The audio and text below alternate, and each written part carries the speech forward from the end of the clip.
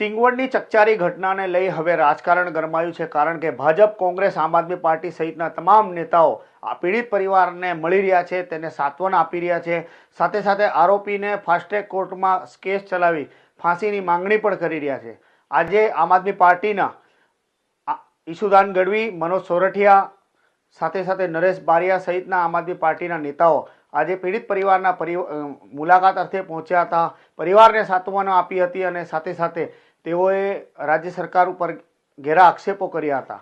ત્યારબાદ નગરપાલિકા ખાતેથી બિરસા મુંડા સર્કલ સુધી મૌન રેલી પણ આમ આદમી પાર્ટીના આ નેતાઓ દ્વારા યોજવામાં આવી હતી અને મીડિયા સમક્ષ તેમણે ગુજરાતના મુખ્યમંત્રી ભૂપેન્દ્ર પટેલ સામે આકરા આક્ષેપો કર્યા હતા. સાથે સાથે આ પીડિત પરિવારને ન્યાય મળે અને આરોપીને ફાંસીની સજા થાય તે માટે માંગ કરી હતી. શું કહેવું છે આમ આદમી પાર્ટીના ઈશુદાન ગઢવીનું, જોઈશું આ રિપોર્ટમાં. જે રીતે દાહોદમાં એક દંપત પ્રાચાર્ય દ્વારા એક 6 વર્ષની બાળકીની સાથે બળાત્કારની પ્રોસેસ અને એની હત્યા કરવામાં આવી છે, જેના ઘેરા પ્રત્યાઘાતો તો ગુજરાતમાં પડ્યા છે.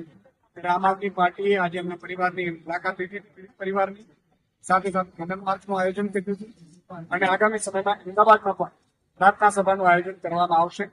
પણ સૌથી દુઃખની વાત એ છે કે પશ્ચિમ બંગાળમાં જયારે ડોક્ટરની બહેનની જયારે બળાત્કારની હત્યા થઈ ત્યારે આખા દેશમાં રોષ થયો.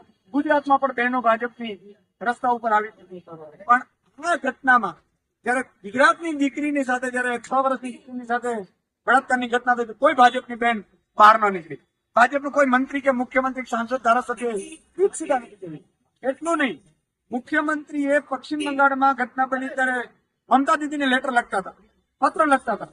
અત્યારે એ આટલા દિવસ થયા છે, 10 દિવસ થવા જાય છે આ હત્યાના કાંડને, એમાં મૌની બાબા બની ગયા.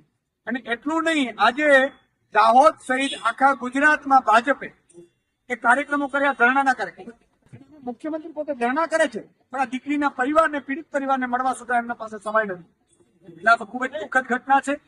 અમારી માંગ છે કે આ મુખ્યમંત્રી શ્રી કાં તો રાજીનામું આપે, કાં તો અમને ફાસ્ટ ટ્રેક કોર્ટ ચલાવી કેસ અને તુરંત ફાંસીની સજા આપે અને સાથે સાથે 50 લાખ રૂપિયા સહાય આપે પીડિત પરિવારને અને જે સીસીટીવી સ્કૂલો સર્ચ કરે, બસ અને રિક્ષાની સુવિધા પૂરી પાડે. નહીં તો આગામી સમયમાં આમ આદમી પાર્ટી આ માંગોને લઈને રસ્તા ઉપર ઉતરશે. આપને જણાવી દઈએ કે આમ આદમી પાર્ટી સહિતના તમામ નેતાઓ હવે પીડિત પરિવારને મળી રહ્યા છે.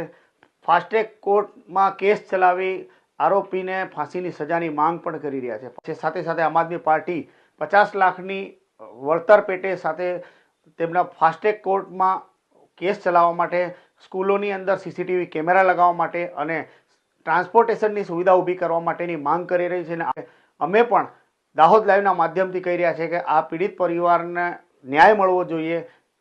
જાતિ, પક્ષપાત, રાજનીતિ તમામને ભૂલી અને આ બાળકીને ન્યાય મળે, તેના આરોપીને ફાસ્ટ ટ્રેક કોર્ટમાં તેનો કેસ ચાલે અને ફાંસીની સજા થાય તે માટે અમે અપીલ કરી રહ્યા છે. અને આવનારા સમયમાં આવી કોઈ દીકરી જોડે આવું અમાનુષિક કૃત્ય ન થાય તે માટે પણ સરકાર અને વહીવટીતંત્રે વિચારવું જોઈએ.